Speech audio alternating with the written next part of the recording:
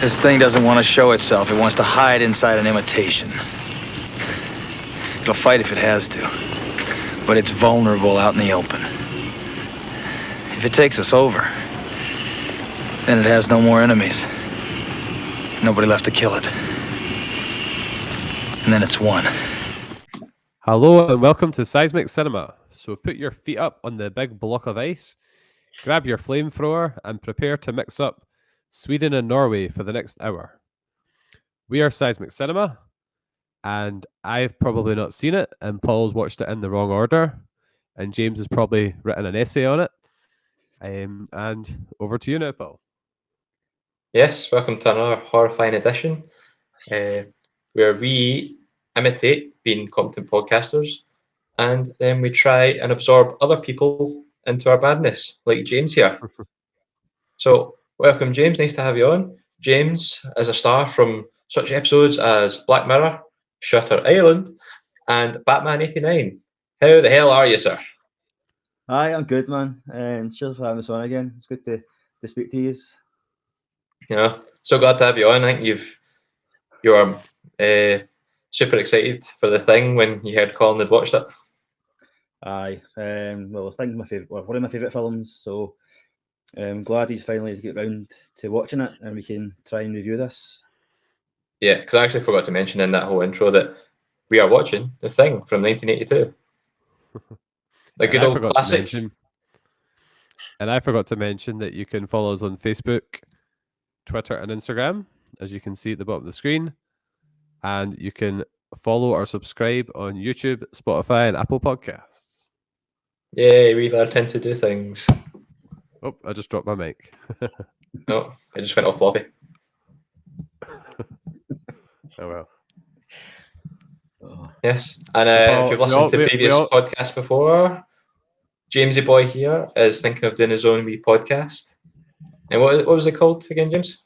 It's going to be called It's All in the Reflexes, and it's a nod to my all-time favourite film, Big Trouble in Little China, which also stars Kurt Russell, and the director, Colin, is John Carpenter.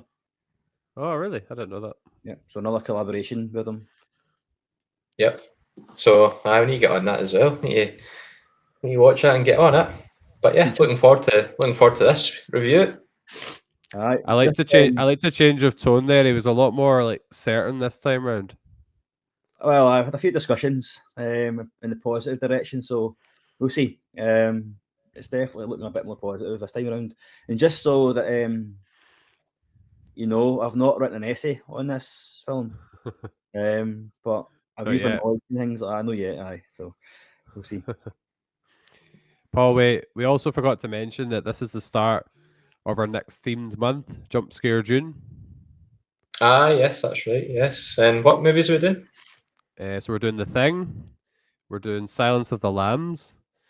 We're maybe doing Insidious, although you've thought maybe potentially dropping it. And then also, no, it was only if we weren't recording tonight. That's what it is. And also Texas Chainsaw Massacre, the original. The original.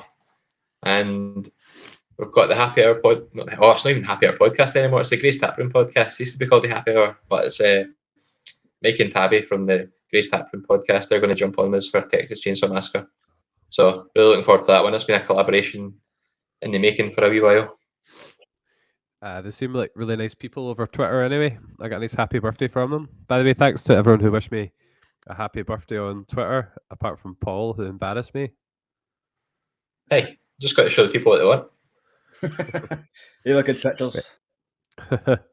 Anyway, before we get into the main review, we always like to start with just a wee bit of background on the film. So we've already mentioned that I've just seen this for the first time, unsurprisingly. And I also watched the 80% of the prequel a couple of days ago. But a lot more clued up now than I was. So James, you're a big fan. I'm actually going to give you an early shout out. You were one of the repliers on Twitter. So James said, "I'm gutted I can't make it on, dudes, but this movie is in my top 5 of all time. John Carpenter is one of my favorite directors, and yet another collaboration with the Kurt Russell. When I was younger, I remember being proper scared and anxious on who was going to become the Thing. And I think you wrote a second page, but it's not appearing on my phone. So Yeah, I remember the second page was something to do with the score and things like that. So I watched seen this film when I was younger. I don't know, about 10 or 12, or like I was really young when I watched it. And it was scary, and still at this stage. I mean, it's like it was ahead of its time, I think, in terms of horror. And watched it when I was younger. Obviously, getting older and things like that, you appreciate it more. You just can appreciate how good the actual, cinematography and things like that. So, aye, it's definitely up there, top 5 films of all time, 100%. And I'm just hoping you enjoyed it as much as I did, Colin. Seen it for the first time in that. what would you do if I didn't?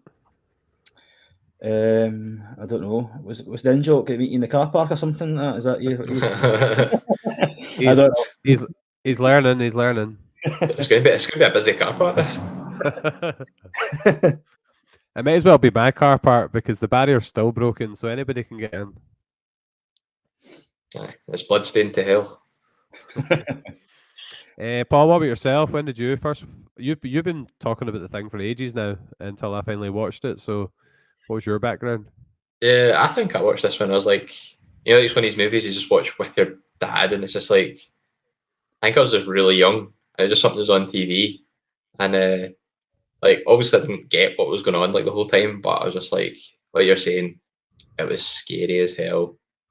Just like people were turning into monsters left, right, and centre, and you didn't know what was going on. You couldn't tell who was who and what was what.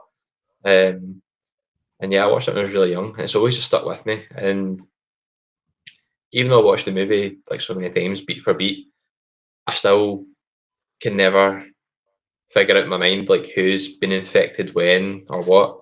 You know what I mean? So Billy Snips. Yeah, I think I like watched like loads of films like Total Recall and like Predator and stuff like that when I was younger. Just catch these action films. But yeah, I just remember like just the atmosphere of it. It was just so creepy. The feeling of like nobody was coming to help them because they were just on their own. And I was very apprehensive that you weren't going to like it, Colin, at all, because I wasn't sure if this was going to be your type of movie. And I know I'd bigged it up so much. I think it'd been on a few of my ranking videos back when we first started for different things. And yeah, I really hope you enjoyed it as much as I bigged it up. That's been a big enjoyable part of doing the podcast for me, is hearing you mention things back when we did old rankings, and then finally getting around to watching them, things like John Wick as well. Also, James, I went round to Paul's house and we watched it together. I'm never going to look at Doritos and dip the same way again after eating them during some of the scenes that weren't as easy to watch. There's some interesting scenes in there. Proper. That's what I'm saying. No, they captured it brilliantly. Paul, I also watched it with my dad back in the day, so I did, alongside Big Trouble in Little China. So I've got quite fond memories of that. So aye, definitely when I was younger, watched it with the family. I introduced it to Jordan as well, who really enjoyed it. Aileen was meant to watch it too, but she sat on the floor and made flowers for the wedding. I think she chose poorly. Yeah, me too. Right, so do you want to hear some seismic statements before we begin? I've picked some fun facts off IMDb to share, which you may or may not know. I really like this first one. The British Antarctic research people watch this every year as part of the midwinter celebration. Yeah, I have heard that. I thought that was quite cool. Yeah. Just on a wee side tangent, just about like you were talking about the Antarctic research station, that British one. Uh-huh. Do you remember the Black Mirror episode with John Hamm and what's his name? Rafe something. Rafe Spall. White Christmas. Yeah, see the start. I was getting like real Thing vibes because they were like in an Antarctic station. Off of that. Right, but anyway, sorry, that was a wee tangent. Sorry. Well, I hadn't seen it at that point. So the second one was Have you ever heard the English translation of what the Norwegian guy was saying at the start? I can't remember now. I did remember seeing that. So I'm going to break my rule here. So get the hell out of here. That's not a dog. It's some sort of thing. It imitates a dog. Get away, you idiots. So that's what the guy was saying in Norwegian at the start. Yeah, imagine you're Norwegian watching this and you just be like, oh well, that's alien then, isn't it? Aye. I thought he was talking Swedish. Oh, the penny just dropped. Number 3, there was a video game that came out in a year which I can't read, and it reveals that Max survives, but Childs freezes to death. Yeah, I think that's canon. I don't know if it's canon because after this, there's like loads of I think comics and stuff like that. I'm sure it said John Carpenter said that was canon, but maybe I'm No, wrong. maybe, yeah, I don't know, because I think I remember seeing clips of it, and I think you're like a soldier or something sent to help, and you had like a squad or something, and then you'd have to watch out for who was infected and who wasn't and stuff. I've never played it, but I just remember seeing like videos of it. Okay. It's actually maybe pretty good, the story-wise for the game. If ever comes up in the PlayStation store, I'll check it out. Maybe. For when they were doing the classic blood test scene, again, what was the guy? Who's the guy that was the thing in the end? Palmer. In that scene. Palmer, Palmer, yeah. His eyes didn't have light shining on them, but apparently everyone else's had some kind of light shining on them. That was supposed to be a clue that it was him. Okay, interesting. And number 5, this is just a fun fact for me. The man, sadly, who took his own life was called Colin. But the in Norwegian station. On the Norwegian station, the one that slit his wrists. Aye. Right, okay, got you.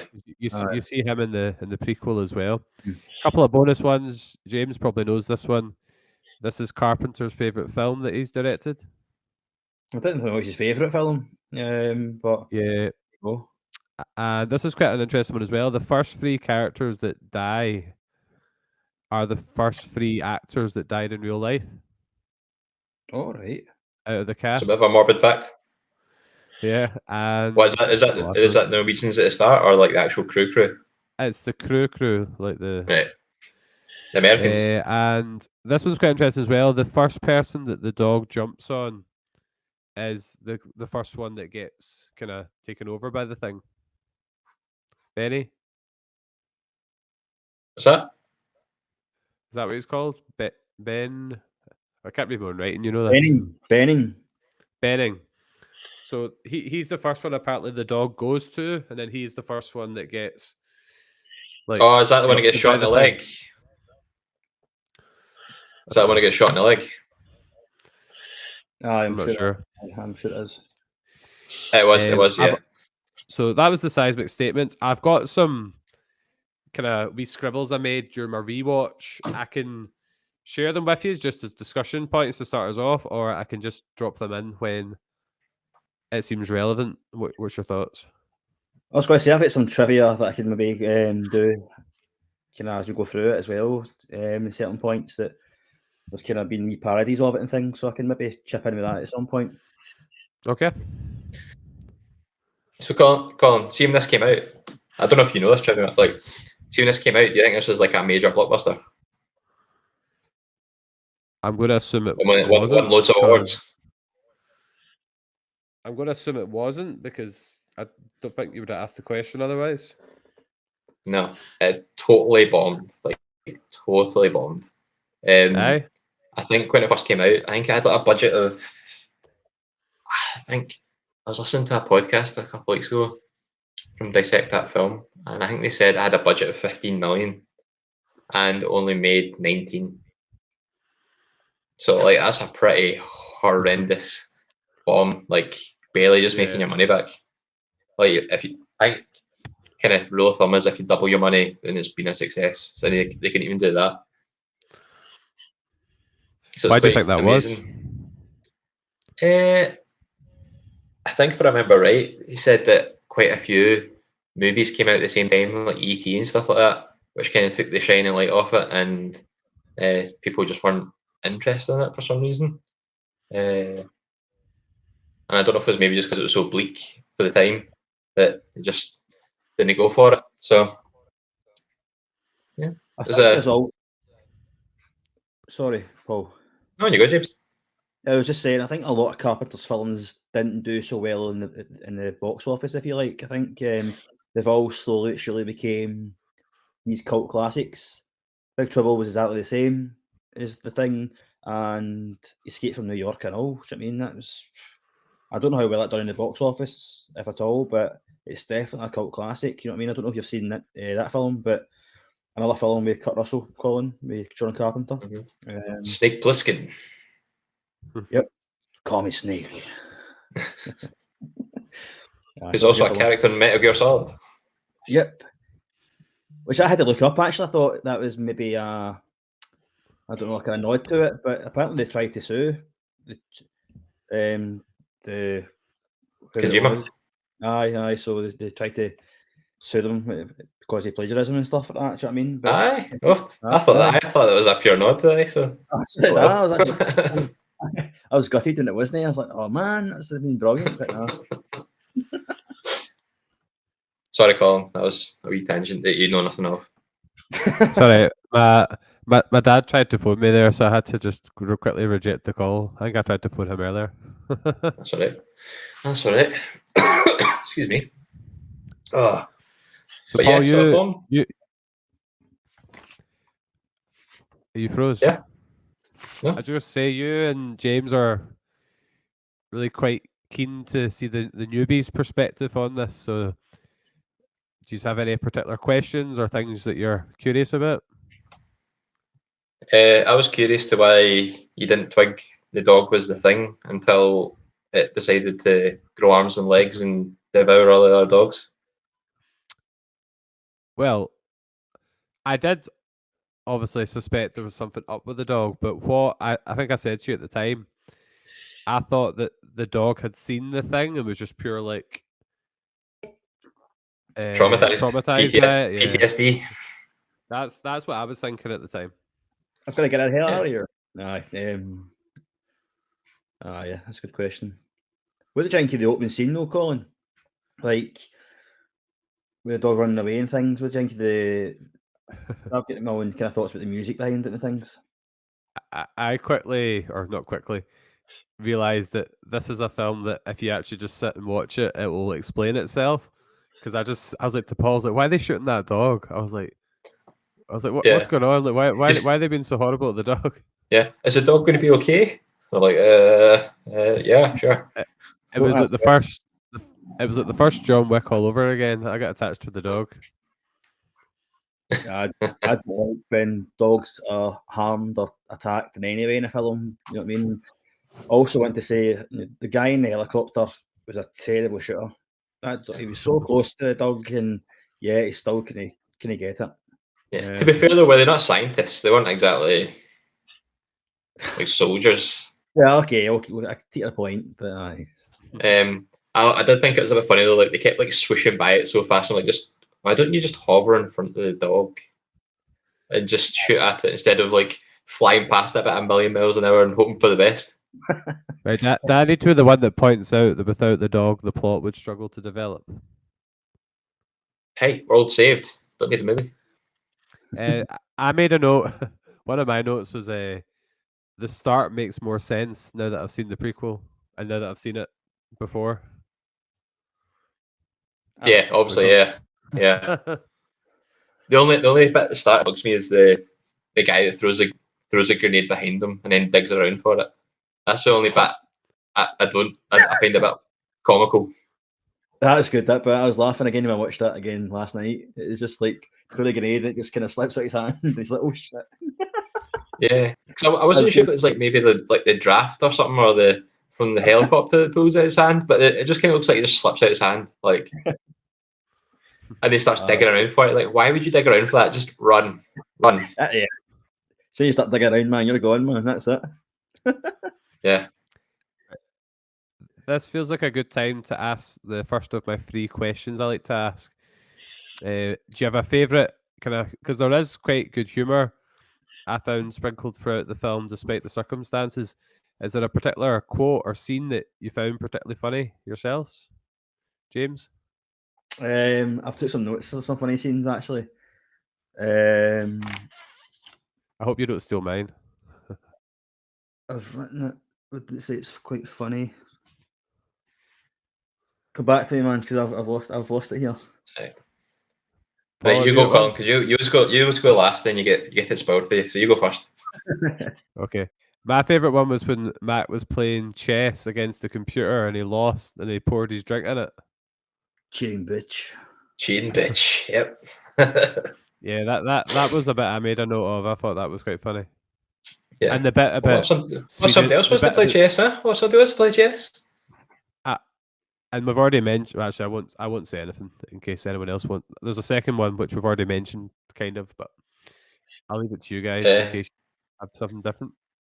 My favourite bit's when the head pops off the body and grows legs, and Palmer just turns around. He's just like, "You gotta be fucking kidding!" Yeah, it's just what everyone else would be like. We're like, no fucking. It's quite famous, that bit, isn't it? Yeah. It's just still looking at it as well. He's just like pure surprise, like what? Turns out he's one of them anyway. I've lost my bit, but one of the funniest quotes in it is when they're testing themselves, and the guy's strapped to the chair, and I've written it down. It says, "I know you gentlemen want to go. I know you gentlemen have been through a lot, but when you find the time, I'd rather not spend the time tied to this fucking chair." That's Gary. Yeah. So the whole thought was the thing, because obviously you had the key to the blood and things like that, didn't you? So that's a good quote. I've lost the one I want to say, but I'll come back to me. The one that we'd already mentioned. That scene is so good though. Sorry, there you go, come. I really like the Sweden Norway bit, because do you know how like the Swiss are always used as an example of being neutral? Mm-hmm. Alien either seriously or jokingly always says Sweden instead of Switzerland when she's being neutral. So I just found that particularly funny when they were mixing up Sweden and Norway. Don't know. It just tickled me. Fair enough. I think she's joking. I don't think she actually thinks Sweden are neutral. Are they not? Well, maybe not. Maybe not anymore. Because I think it's such a good mix of characters, and I thought it is quite overwhelming as a newbie to it, because there's so many characters in the wee small space. I just want to see how you felt about it, Colin, about all the crew members. It was quite hard to remember the names, but when you watch that a second time, like I remember like Mac and Childs and Blair, who's my screen name, I found him quite memorable. He just went mental, and Blair was right, by the way. Watching the prequel also helped in terms of getting to know the Norwegian characters, because was it Lars who was the one that shows up? No, I can't remember. Who's in the start of the film. I can't remember, but it rings a bell. And then Colin's the one that they find that's committed suicide. And just as an aside, it was really cool watching the prequel and seeing a lot of the bits. Like, see when you see the big block of ice when the things jumped out of it, and then they find that empty in the 82 version, and the axe in the wall, you see that landing, and I'm sure there was another bit as well. Hey, we're not here to talk about the prequel. Well, I just thought it was interesting because it's like, it's like if you watch, if you watch anything, it's quite interesting to see the Easter eggs. But it's quite cool as well. The Norwegian camp was actually filmed after the American camp got trashed, so they used the set again and just changed things about. So they just instead of building a set for the American camp and Norwegian camp, they just destroyed the American camp and then filmed later on in Norwegian camp, which I thought was pretty cool. A good use of things. I'm sure they did that in one of the Halloween movies as well, where they shot it when it was nice, and then like pure degraded the house so they could come back to it. I can't remember which Halloween though. You just said good use of things. But James, you were saying about the start of the film, and you had some thoughts on the music at the start. Yeah. See how the score. So it's that kind of dum dum. It's that kind of that. When I wrote it down here, it's kind of kind of heartbeat, and it's building the suspense through it. And it's kind of it only happens during certain scenes as well. So it's very prominent at the start, and it's also very prominent at the end as well. It's almost kind of mimicking how the at the end of it, it's definitely meant the heartbeat kind of dum is the suspense on who is the thing, if any of them, if you have views on that. But it's the score throughout is amazing. I think when I was on doing the Shutter Island review, I think one of the questions you asked us was, do you have a favourite kind of score? And I'm pretty sure I said this because this is completely memorable for me. Just the kind of eerie bits of the film, kind of building suspense and that kind of thing. I said thing as well. yeah. I think there's a bit of music, when Blair's doing the simulations on the computer. I think there's a really eerie bit of music played then as well, which I quite liked. I can't remember. I did go through the album after I watched it to try and get some of the music on because, you're saying, the synth on it was just really memorable. Aye, it's who is it composed it? Enrico Morricone. He composed the score for that film, so that was good. Done a damn fine job. I did make a note that I liked the music, and I did write down drums, so I did quite enjoy the music and the introduction.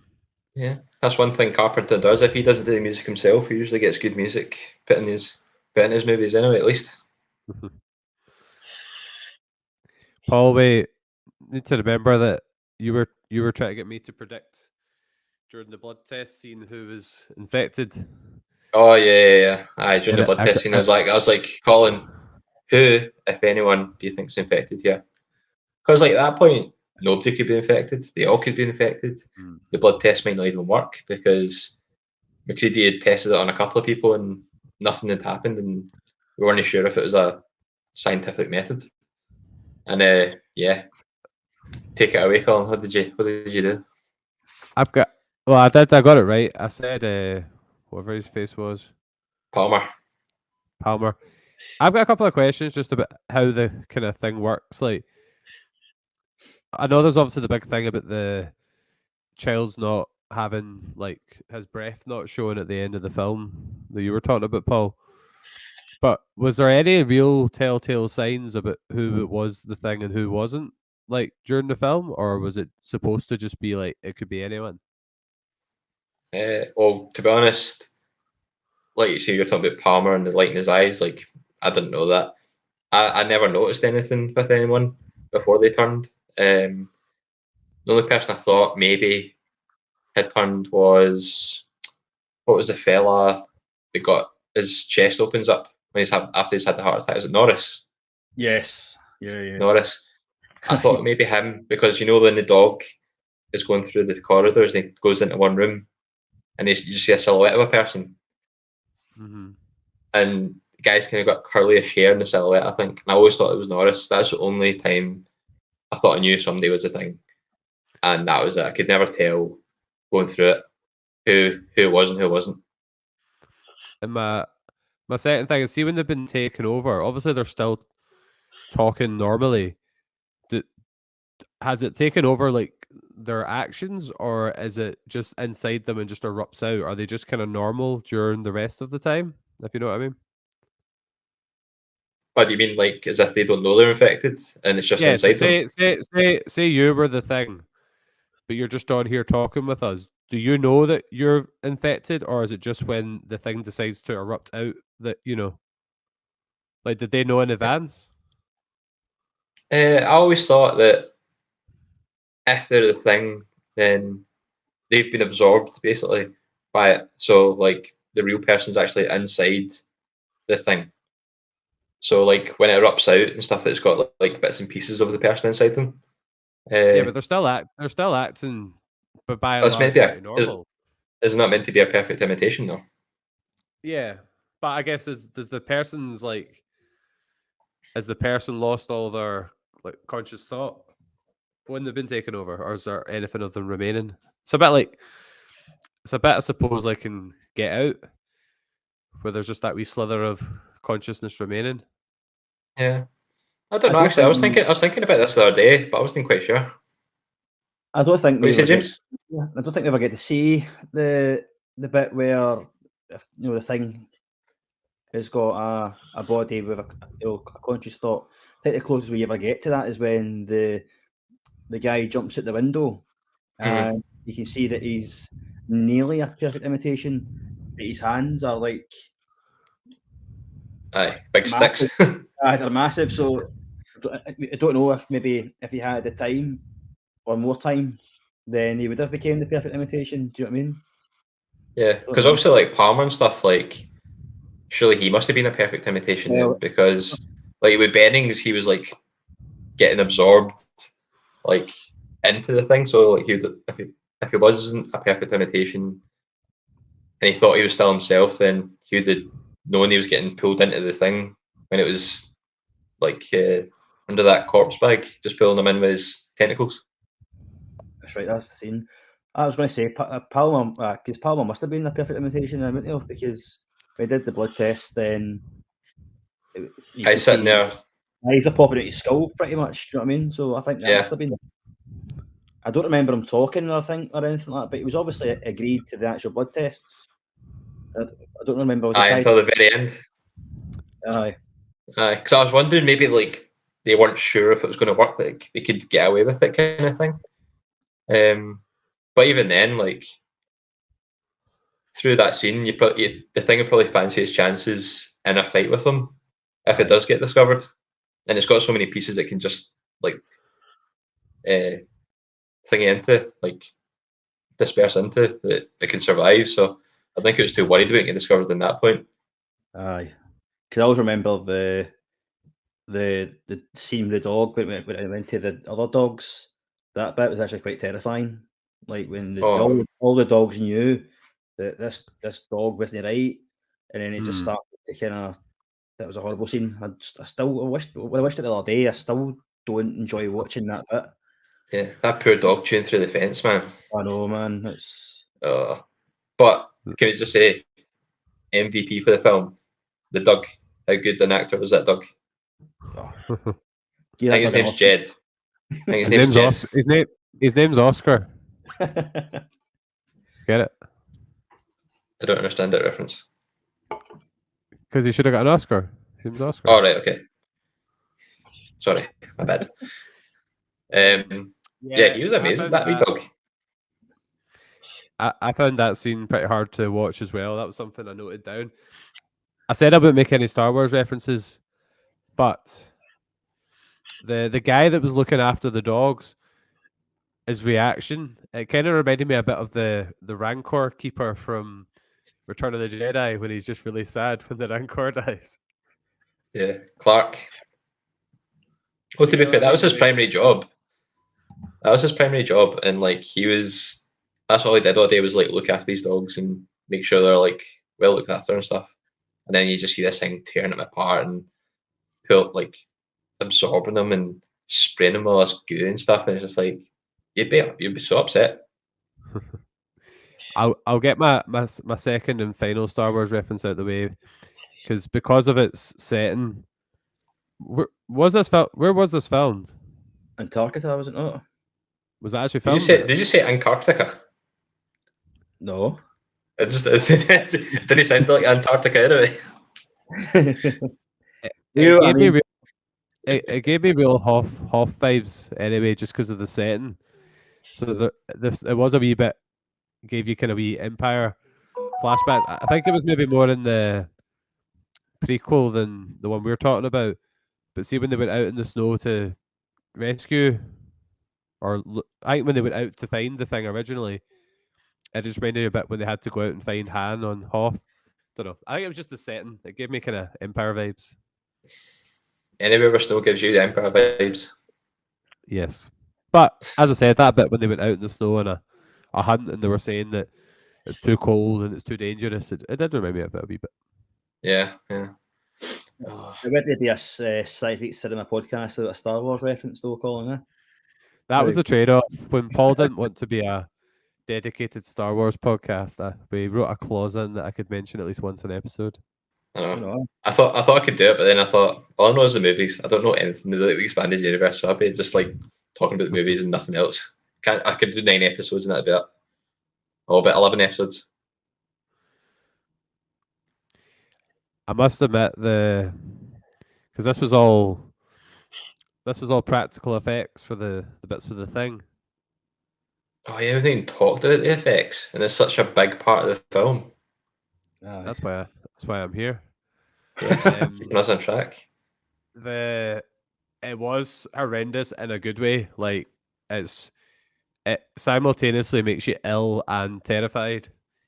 And as a reference point, I just went to see the Boogeyman last night.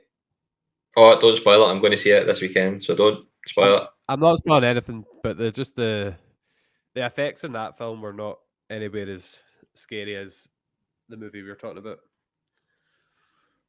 Well, now I feel underwhelmed. No, I mean that more as praise for the thing rather than criticism of the Boogeyman. Yeah. You know the guy that designed most of them? He was only like 22 or something when he designed all these things. His name's Rob Botan. And yeah, he was only 22. Like, see at 22, I could barely stack a shelf in Morrison's, you know what I mean? And he's creating all these mad mental monsters. I can go one better than that, but it depends whether... Have you seen Across the Spider-Verse yet, either of you? No. Not yet, no. Right, I'll save this tidbit for later then. I think it involves Lego. It does involve Lego. I've seen the article, but we'll not So spoil it. basically, Paul's already said it. There's a scene involving Lego, and it was a 14-year-old that animated it. Aye, Anyway. that's decent. I can't even remember what I was doing at age 22. Up to no good, no doubt. Aye. Just pubs and pubs. Aye, well, aye. That's pretty much. Aye. Yeah. But like, oh, sorry, on you go, James. No, it's just talk about the effects and stuff like that. So, see when Mac goes to the Norwegian base and he sees the guy who he's slightly wrist and things like that and committed suicide. And when he's seen the actual person, was it the guy that had like kind of 2 heads when it was kind of assimilated and they brought it back to the base. Mm-hmm. Yeah. And they focused on that so much. Do you know what I mean? They focused on the head, and it was just right in the face of the viewer. So that was decent. I all remember seeing that because that was going to be encompassed in my head. Like that's pretty good effects. Do you know what I mean? They're still smoking. Aye. They took it back to the base, and the doc had done the tests and stuff, and it was pretty normal. But he's get 2 heads pretty much. Yeah, it's got like it's got all the human body parts that are right, but it's just not right. What was it? Fuchs says it's still got cellular activity, and that's when it grabs Bennings. That's right.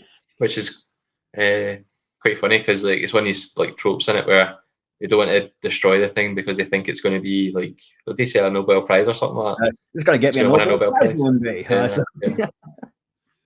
And see, like you're talking about that model that was smoking. I'm stealing this fact from Dissect That Film as well because I heard it off there.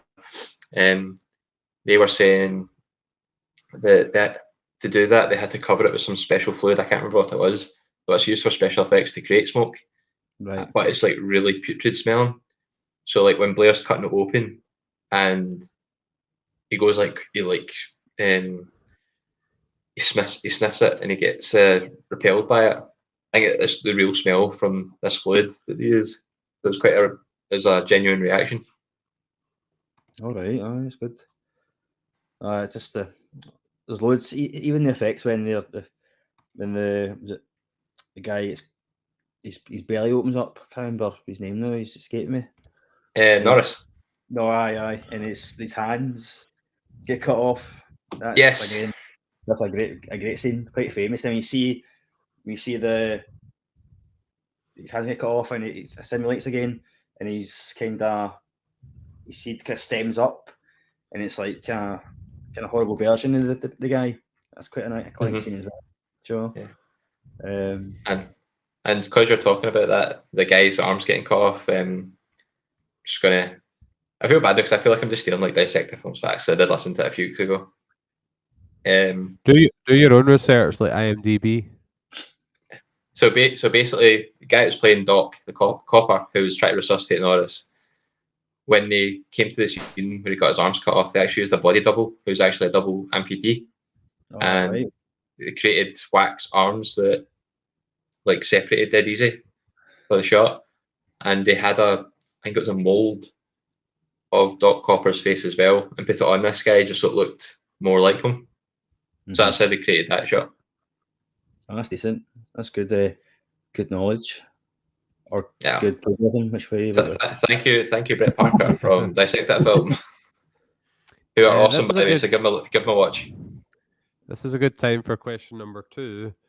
Just in terms of what you were talking about, what was your favorite thing reveal, like, or transformation? Is there one that stands out to you, or have you already mentioned it?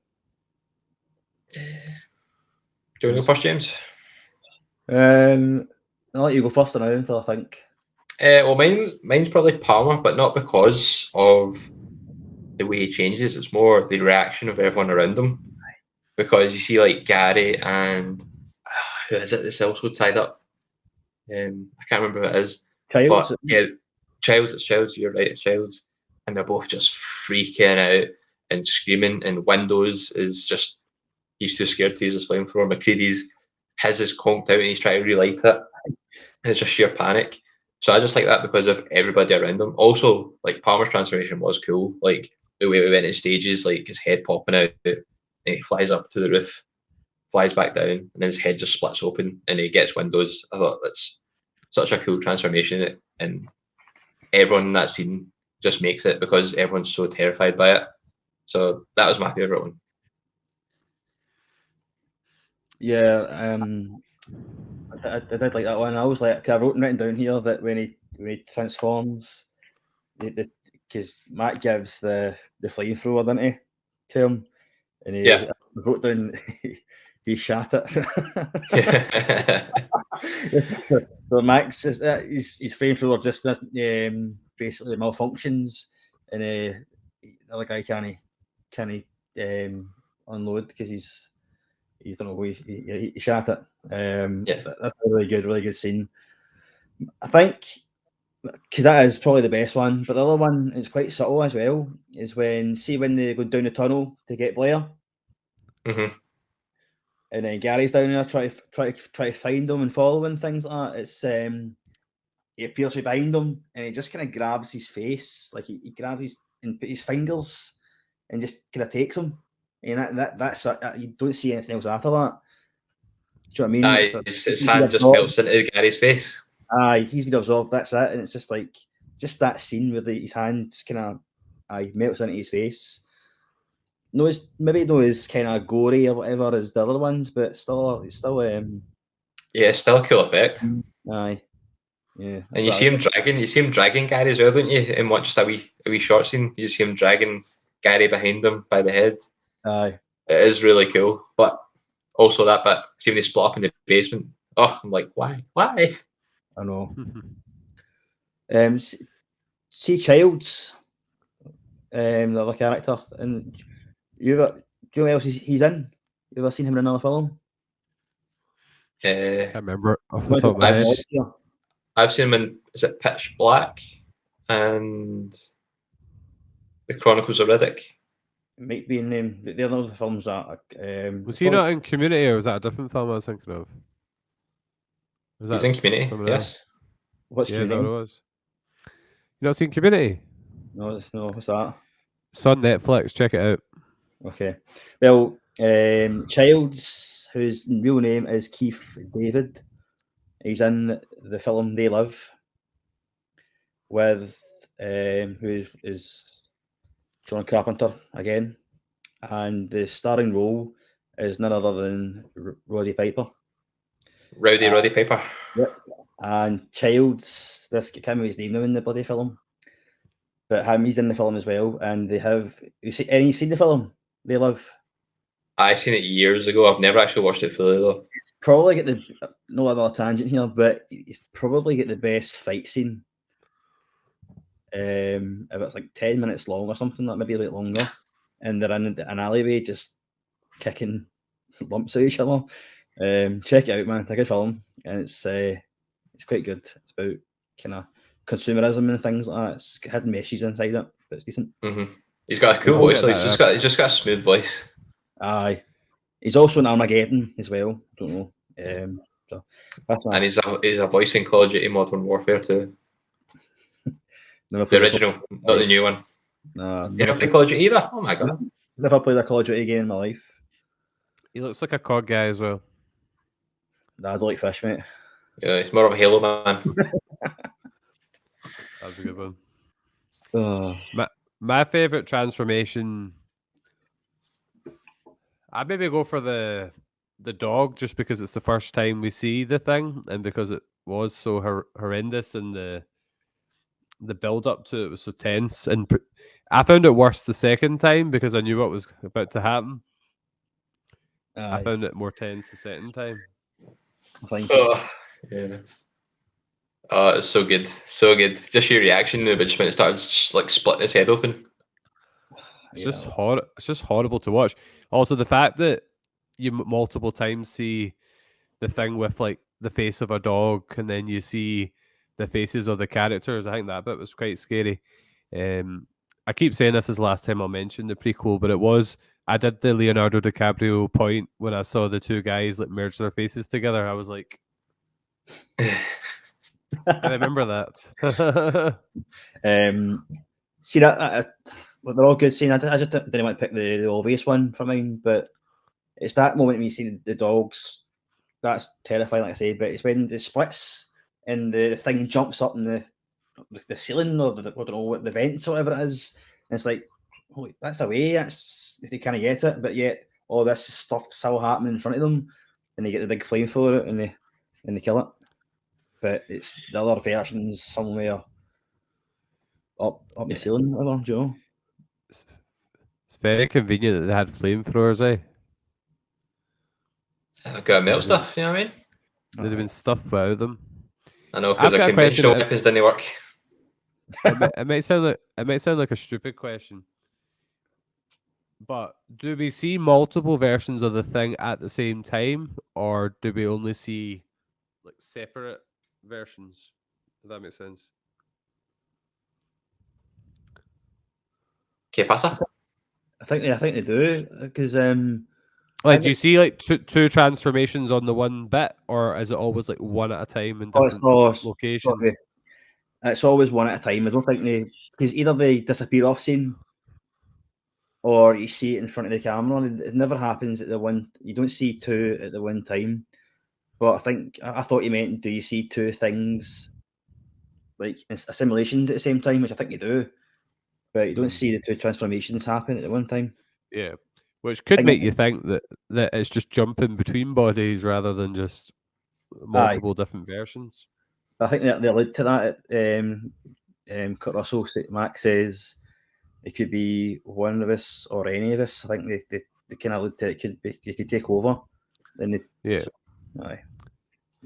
I think that was a big strength of the film, is just that feeling of foreboding when they start to they realize, and as I said, Blair was right, they had to not let it spread, so they had to destroy all the vehicles and all the escape routes, and that really gave you that feeling of claustrophobia, that this was them, like they weren't going to make it out of this. Aye. I've noticed something down about the cabin fever part of it. It was like where they're all going mental, like one another shouting at each other, they're going, and then the guy goes for the guns, and that's basically Windows, yeah. and he's like, he goes for the gun, and he's like, they're pointing the guns at each other, and it's like, put the gun down, blah blah blah, and it's basically Gary's kind of, you don't trust him, you don't trust anybody in there, and basically Mac takes charge. He's the most level-headed guy apparently, and when Childs goes to try and grab the gun, it's like, oh no chance, you're no in charge. But that's a good scene. It's just that whole kind of going crazy at each other, cabin fever. What would you do in a case like that if you knew your death is imminent, basically, and up with a creature that you never intended to see in your life? Yeah. And there's so much shady shit going on too, like somebody had sabotaged the helicopters, and all you see is just a figure running in. You don't know who it is. Somebody sabotaged the blood. You never know who that was, because it was Gary and Doc who had the keys. But it turns out neither of them were ever infected until the end. Oh, Gary wasn't infected until the end. Right. So who got the keys? Nobody knows. There's a lot of questions in this film, but I'm kind of glad a lot of them don't get answered. It's became a classic whodunit. I know Colin likes that. I love a whodunit. Aye. By the way, we're going to do Mystery March, I've decided. I remember that next year. Yes. I've been making a note of them in our shared Google Doc, Paul. I think we'll still be doing this in March. Hopefully. Or I'm teaming up with James. The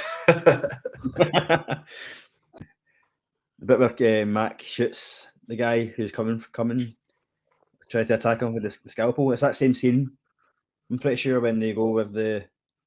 No, I'm telling a lie. It's the scene where they think Mac is the Thing because they found a bit of clothing, and then the guy goes, "Oh, I had to leave him," and then they all think McVitie's a Thing, and he tries to attack him, and Kurt Russell just turns around and shoots him in the head. That was a good scene. Didn't see that one coming, to be fair.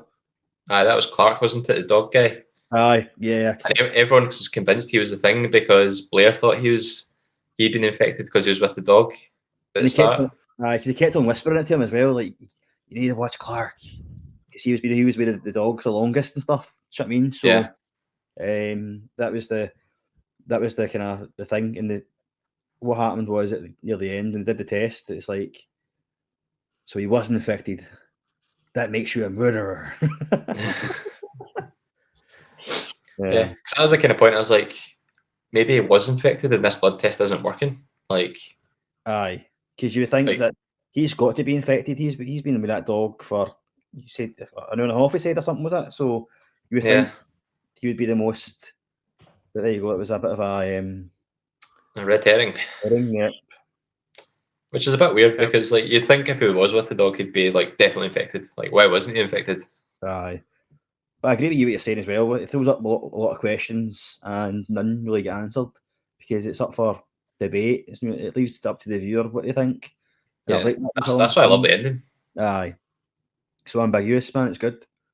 Aye. So bleak and depressing, but I love it. It's like Black Mirror over again. Aye. Huh?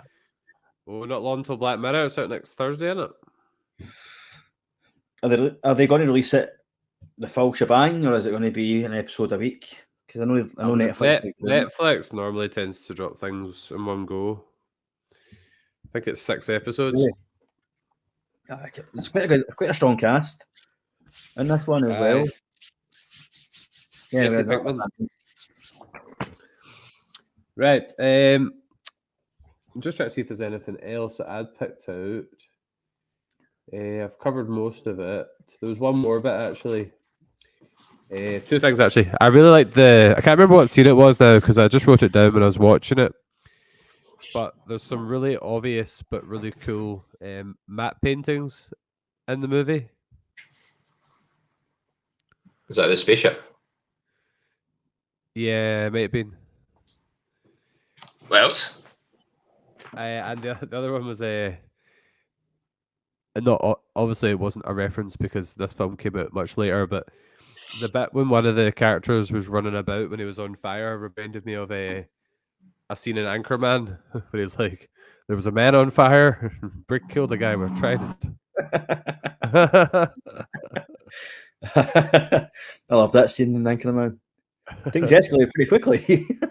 Oh, Anchorman podcast. You've heard it here first. Great movie.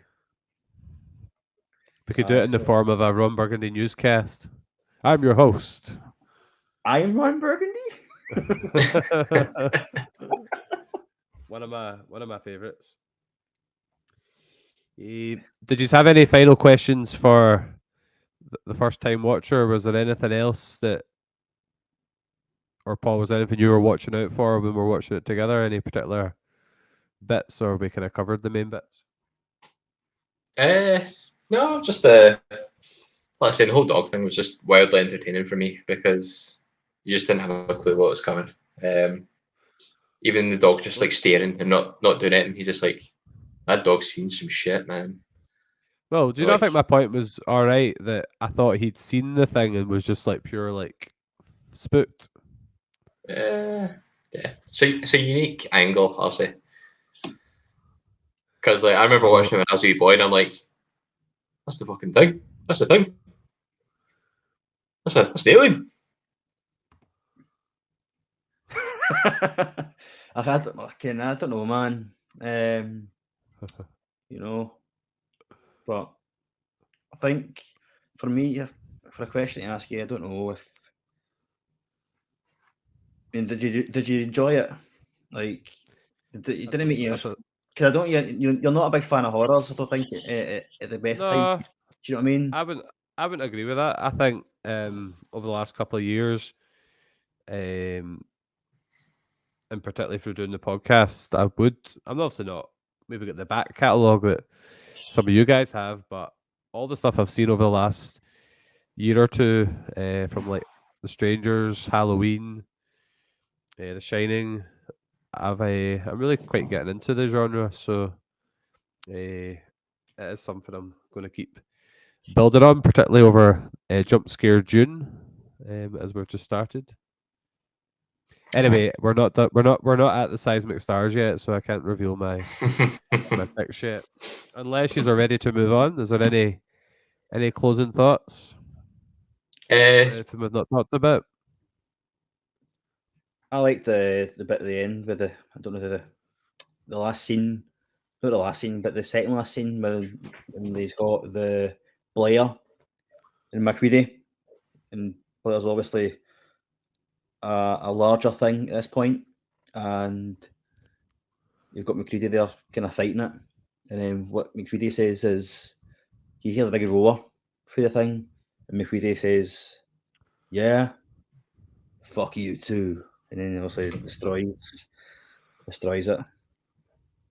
So that was a good bit at the end there. Yeah, plenty of dynamite in this one. All right. That was actually my third and final question. So we've done funniest moment, best thing reveal. The last one, because I really liked him, was favourite Blair moment. So I'm assuming that was yours.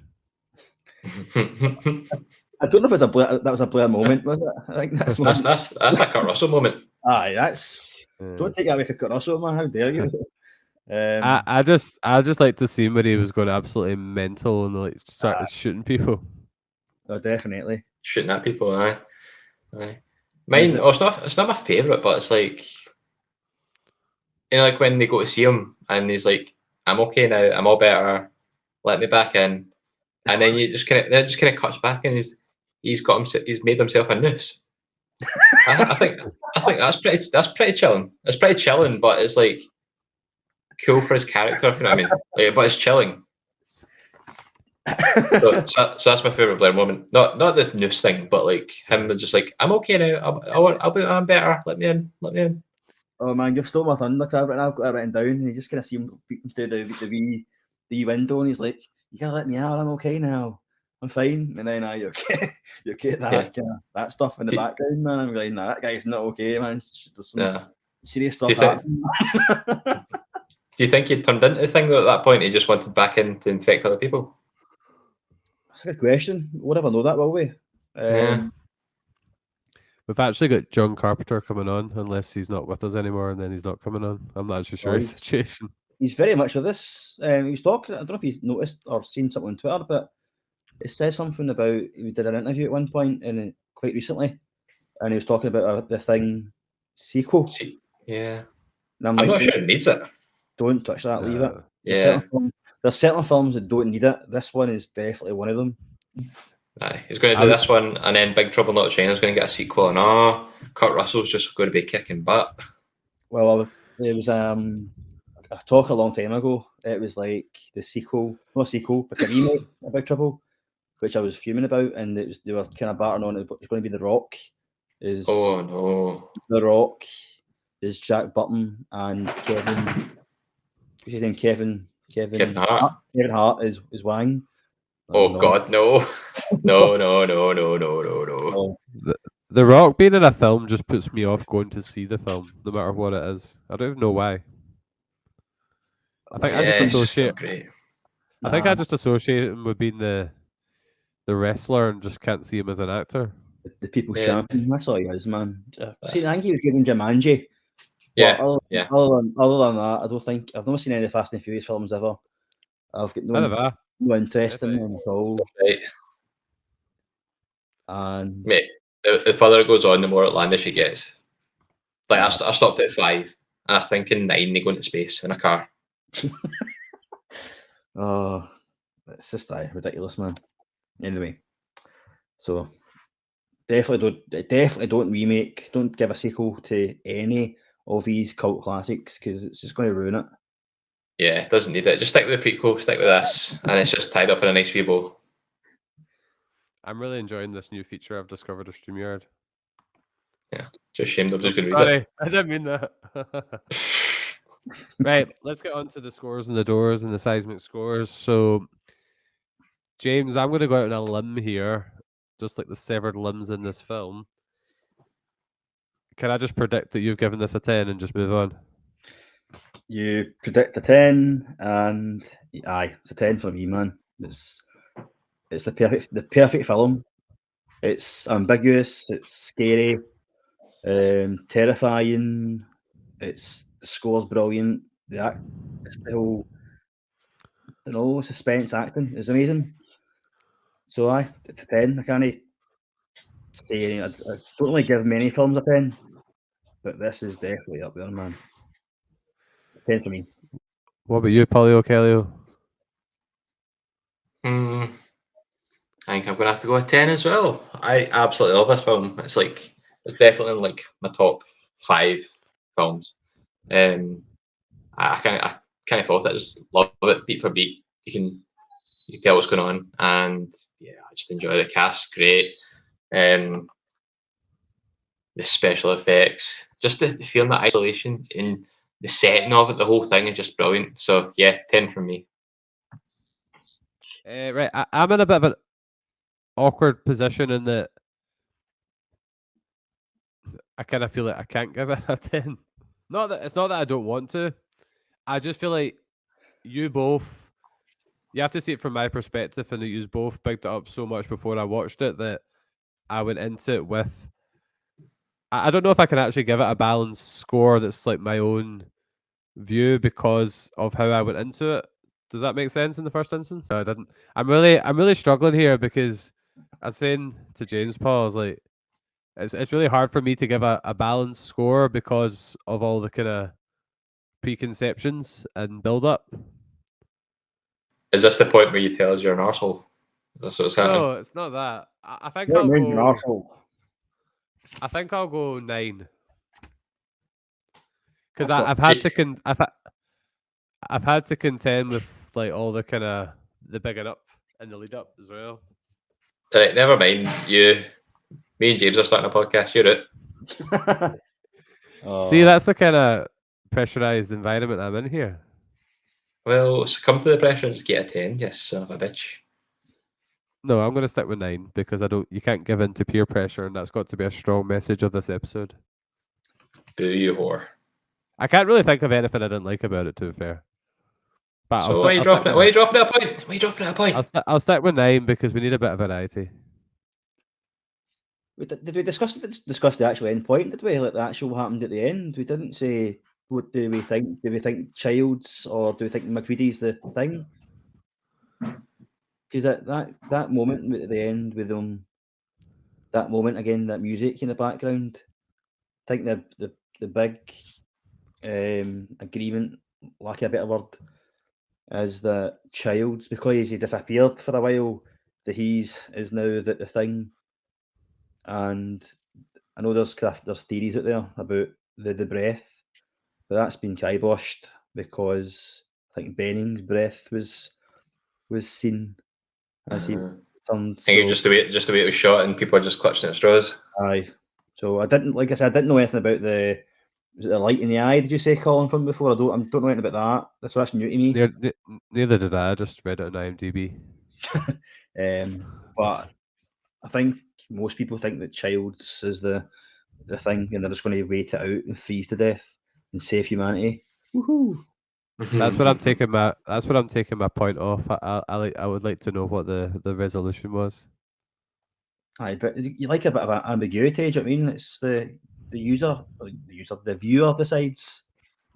Do you know what I mean? Yeah, I I like just saving it, leaving it to my own imagination to what actually happened, because like the three of us could have three totally different views on it, and I think that's the kind of beauty of the ending. Aye, I don't like having that pressure. Oh, I paid $3.99 to watch that. I want an ending. $3.99? You were robbed. Where'd you get it for? Nah, Paul's now bought it on Amazon, and he bought the prequel as well. So I sent him $3.99, so we kind of went halfers. All right. So we permanently own it on our shared Amazon account. Amazon, sorry for sharing. They're not Netflix though. They probably don't care as much. Yeah. Netflix unless Netflix want to sponsor us, then we're all for it. Nobody gets password shared. Nobody. Was Netflix having down with people now in the old household? They asked me the other day if I live with my parents because I'm on their account, and I said aye. Aye, but it does not go through the Wi-Fi. Well, I sent an email to my text message or an email to my dad and just asked him to confirm it, and he did, and it kept working. Oh, it is. So Pequay, have you got any Pequay picks for this week? Oh, excuse me. I've not really been listening to much, to be honest. Caught some of Chat Tsunami. They did the Rise of the Simpsons because they're doing a Simpsons month over there. Yeah. So yeah, that was really good. It's really in depth, quite entertaining. Listened to a couple of What's the Script episodes. They've done Rambo First Blood, which is amazing. They've done Total Recall as well, the first one, the original with Arnie, which is really good. They've gave you Colin a couple of shout outs in the last couple of episodes. Aye, what were they? I haven't listened to them. Oh, nice one. Well, I've not seen the films, so I didn't. It's kind of hard to watch a review of something you've not seen. That's true. I'll let you off then. It was about your Japanese. What did they say? Paul, sorry, I listened to them as well, man. It's a script because they commented on the Batman review, and they said listen to the Batman. So I did, and I went on and listened to Jingle All the Way and Total Recall podcasts, man. The guys are hilarious, man. The two guys are. I know they blows out the water. The impressions that they do, man, it's amazing. Hidden in Stitches. So it's thingy. What's his name? Puck, is it not? What's that guy that did Troy McClure's voice? They do his impressions all the time. Phil Hartman. They do his impressions all the time. I know. I was seeing they did his impression. I was honestly in Stitches. That's brilliant. It was like cookies. We'll need to have them on again. We should actually do The World's End at some point, because you know how they did Shaun the Dead, we did Hot Fuzz. Yeah. It's in the pipeline somewhere. James wants to do The World's End on his. Could The World's End not technically fall under your Augmented August? Nah, not really. No? Robots? Nah, I wouldn't say so. Right, I've got, so I don't forget, and you have to make a additional video. I'm just going to share some of the comments on the post about the thing. So Quad Pro Quo Podcast, that was hard to say, said, so great. We just did the thing for our Creature Feature Month. So we totally didn't copy you. And everyone should go and check out their review as well. Yeah, I might give that a wee listen tomorrow. Stu the Legend, Stu World Order said, even though I saw it way too late in life 2 years ago, I beat you there. I knew every major plot point. It's still a stupidly effective and well-made movie. I wish I could have seen it unspoiled. He put that in capital letters. That's why I raised my voice. What's the script said? One of the best films ever. It's in my top 10. SP As it film should be. viewers who... SP... I just did that look, James, where a pupil's interrupted me. I'll give Paul the desk there.